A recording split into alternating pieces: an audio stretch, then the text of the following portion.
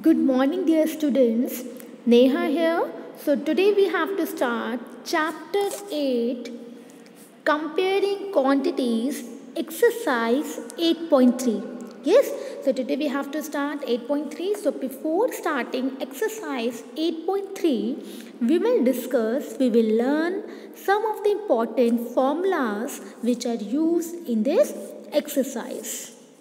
So, these are the some short forms and full forms of the some abbreviations we use in the formulas.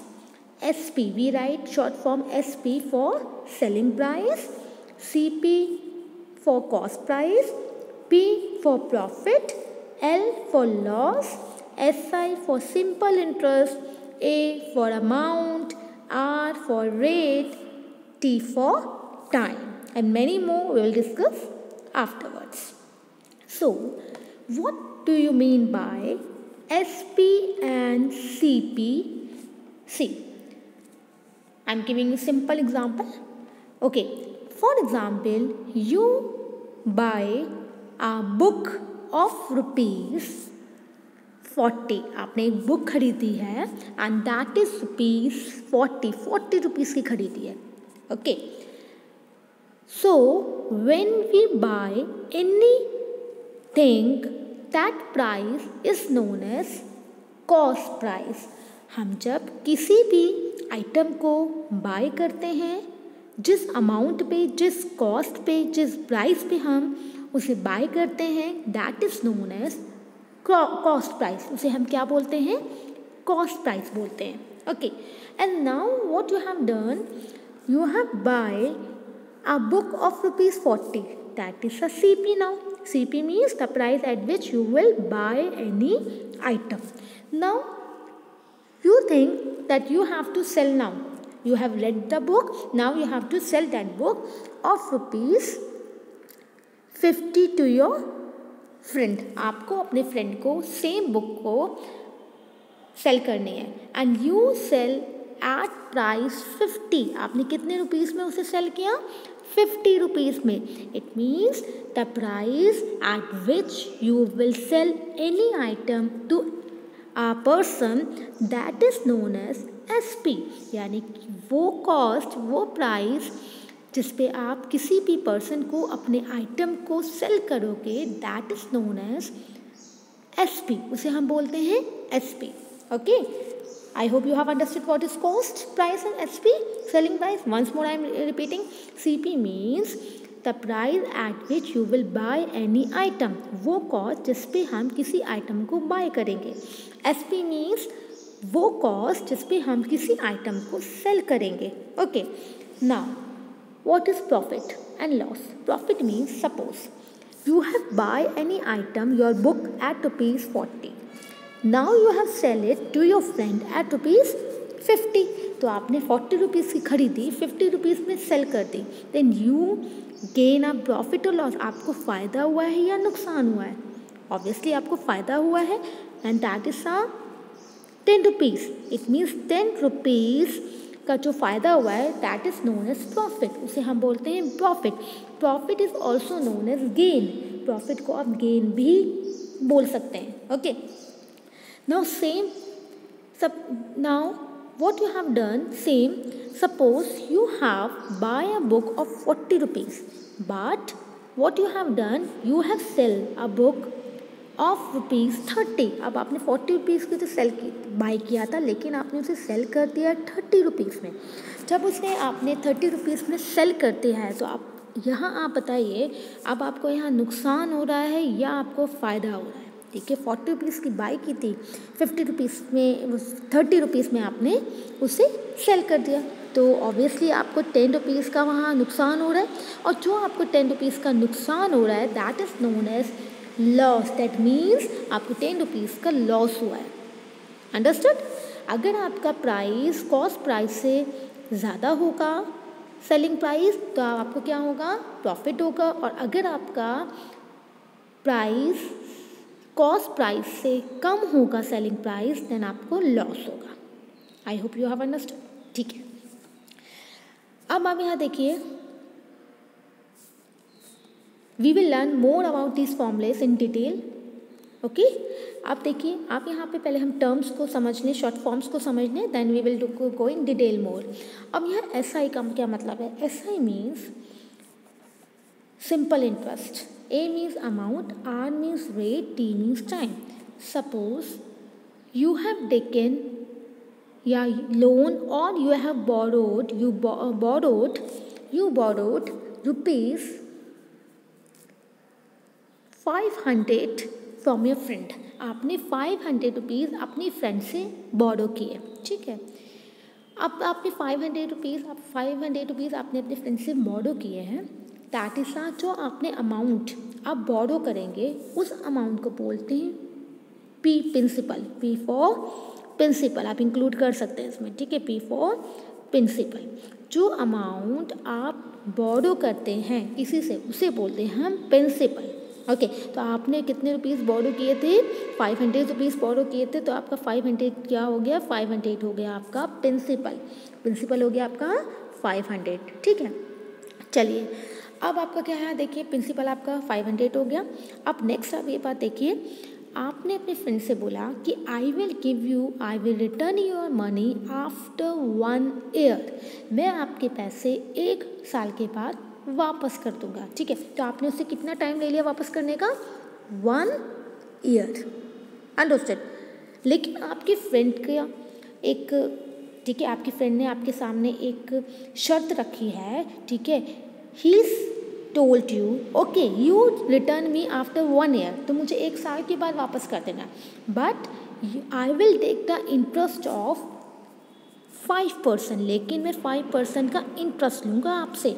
Interest में ब्याज लूँगा आपको, ठीक है। और ये इंटरेस्ट क्या होता है? आर रेट, ठीक है। 5% का इंटरेस्ट लूँगा, ठीक है, मैं दे दूँगा आपको, आप 1 साल के बाद मुझे वापस कर देना, लेकिन मैं आपको 5% का इंटरेस्ट लगाऊँगा and you have to give the interest. Okay, तो ये आपका जो परसेंट का इंटरेस्ट लगाया है that is known as rate. Okay, now चलिए रेट भी आ गया। अब आपकी फ्रेंड ने बोला है कि ठीक है 1 ईयर के बाद आप मुझे मनी दे देना, आप मुझे इंटरेस्ट लगा के देना। Okay, now 1 year get over, अब 1 साल कंप्लीट हो गया and now you have to return your friend money back. आपको अपनी फ्रेंड की मनी को वापस करना है, ठीक है। यानी कि आपको क्या करना है? टोटल अमाउंट आपको वापस करना है, जो जितने रुपए, और वो अमाउंट में आप क्या करोगे? प्रिंसिपल का मतलब जो आपने उसे बोरो किए थे वो वाले मनी, और उस पर जितना इंटरेस्ट लगा, ठीक है, सिंपल इंटरेस्ट लगा, वो वाला मनी सेम आप you have to include both money and you have to give. उसमें आपको सिंपल इंटरेस्ट जितना उसका पूरे साल का 12 मंथ्स का, 1 ईयर में 12 मंथ्स होते हैं, 12 मंथ्स का इंटरेस्ट लगा दैट, एंड जितना आपने उसके से मनी बोरो किए थे आपको सारे मनी उसे क्या करने हैं? रिटर्न करने हैं, ठीक है। तब इट मीन्स अमाउंट क्या होता है आपका? अमाउंट का मतलब होता है the price, the cost, the money which we return at the end of a time period which is given to us, that is known as amount, ठीक है। और अमाउंट में आपकी जो आप अमाउंट जो वापस करते हैं उसमें आपको इंटरेस्ट मिला के आप उन्हें वापस करते हैं, यानी कि जो जितना मनी आपने बोरो किया था और जितना उस पर इंटरेस्ट रखा वो मिला के आप उसे वापस करते हो, that is the amount. I hope you have now a rough idea about this. Yes, now here you can include a term, यहाँ आप principal term include कर सकते हैं, यहाँ P लिख सकते हैं, P means principal. Okay, आप लिखना चाहें तो आप यहाँ पे include कर सकते हैं principal. Okay, आप यहाँ लिख सकते हैं principal. अब आइए next पे। Now we are discussing the formulas now. अब यहाँ देखिए, अगर आप सेम मैंने आपको बताया, अगर आपकी SP की वैल्यू ग्रेटर है CP की तब आपको क्या होगा? प्रॉफिट, ठीक है। जैसे मैं अभी एग्जाम्पल लिया था बुक का, ठीक है। प्रॉफिट का फॉर्मूला है SP माइनस CP। नॉर्मली तो बात है जो ग्रेटर नंबर है ग्रेटर में से ही आप स्मॉलर नंबर को सब्ट्रैक्ट करेंगे। तो अगर SP की सेलिंग प्राइस आपका 50 रुपीज़ है और CP आपका 40 था, आपने 40 रुपीज़ में खरीदी थी बुक और सेल की थी 50 में, तो यहाँ आपका सेलिंग प्राइस ज़्यादा है तो आपको क्या हुआ? Profit mean SP minus CP। अगर आपको प्रॉफिट हुआ है और दे आर आस्किंग कितने परसेंट का प्रॉफिट हुआ है, ठीक है, तो आप प्रॉफिट परसेंट कैसे निकालेंगे? अगर प्रॉफिट होगा तभी तो प्रॉफिट परसेंट निकलेगा, लॉस होगा then you have to find the loss percent. Profit percent कैसे निकलता है? Profit upon CP। प्रॉफिट लिखेंगे न्यूमरेटर में कॉस्ट प्राइस लिखेंगे की वैल्यू डिनोमिनेटर में into 100, that is a formula to find out the profit percent. Okay, now suppose करिए आपकी जो अगर सीपी की वैल्यू ग्रेटर है, यानी कि सीपी अगर आपका 40 रुपीज़ था और अब आपका एसपी जो हो गया आपका 30 रुपीज़ की बुक आपने सेल कर दी, तो यहाँ आपको क्या हुआ, यहाँ एसपी ग्रेटर है, सीपी ग्रेटर है, यहाँ सीपी ग्रेटर है किससे, एसपी से। इट मीन्स आपको क्या हुआ यहाँ पे लॉस, और लॉस हुआ है तो CP minus SP, obviously greater number से स्मॉलर नंबर ही सब्ट्रैक्ट होगा। आप ऐसे याद कर सकते हैं। लॉस है, लॉस परसेंट कैसे निकालेंगे आप, loss upon CP into 100। Okay, these are the important formulas you have to learn. Next आप समझ के याद कीजिए, ठीक है, कोई क्रैमिंग की ज़रूरत नहीं है आपको। अब देखिए फिफ्थ फॉर्मूले में अगर आपको सपोज करो क्वेश्चन में आपको एसपी गिवन है और प्रॉफिट परसेंट की वैल्यू गिवन है, आपको सीपी फाइंड आउट करना है, ठीक है। तब आप क्या करेंगे, आपका सीपी का फॉर्मूला है SP into 100 plus profit percent. Okay, you have to learn. Same way अगर आपको एसपी दे रखा है, लॉस परसेंट दे रखा है और आपको सीपी निकालने को बोला है, तो सेम फॉर्मूला देखो, SP into 100, SP into 100, SP into 100, यहाँ 100 प्लस प्रॉफिट परसेंट आ गया, यहाँ लॉस है तो 100 माइनस प्रॉफिट परसेंट आ गया। ओके, तो फॉर्मूले सा सेम। नेक्स्ट देखिए आपको यहाँ ये है कि आपका सीपी प्लस, अगर आपको क्वेश्चन में सीपी गिवन है और प्रॉफिट परसेंट गिवन है, आपसे एसपी फाइंड आउट करना है। तो एसपी का फॉर्मूला किससे बना है, इसी से क्रॉस मल्टीप्लिकेशन से बना है। देखिए क्रॉस मल्टीप्लिकेशन कर दीजिए यहाँ पे, तो क्या आ गया formula, CP into 100 plus profit percent, SP को अकेला छोड़िए तो 10 कहाँ चला गया, डिनोमिनेटर में। ओके, सो ये फॉर्मूला आपका कहाँ से आया, यहाँ से ही क्रॉस मल्टीप्लिकेशन से आया। सेम वे, सिमिलर वे अगर आपको कॉस्ट प्राइस दे रखा है और आपसे लॉस परसेंट गिवन है और आपको एसपी निकालना है, तो एसपी आप कैसे निकालोगे, SP equal to CP into 100 minus loss percent into 100। ये भी यहाँ से कैसे बना है, ये कैसे आया है, ये क्रॉस मल्टीप्लिकेशन से। ओके, अब आप ये बात है कि आपको सारे फॉर्मूले लर्न करने की ज़रूरत नहीं है, आप क्या कर सकते हैं, ये वाला लर्न करिए।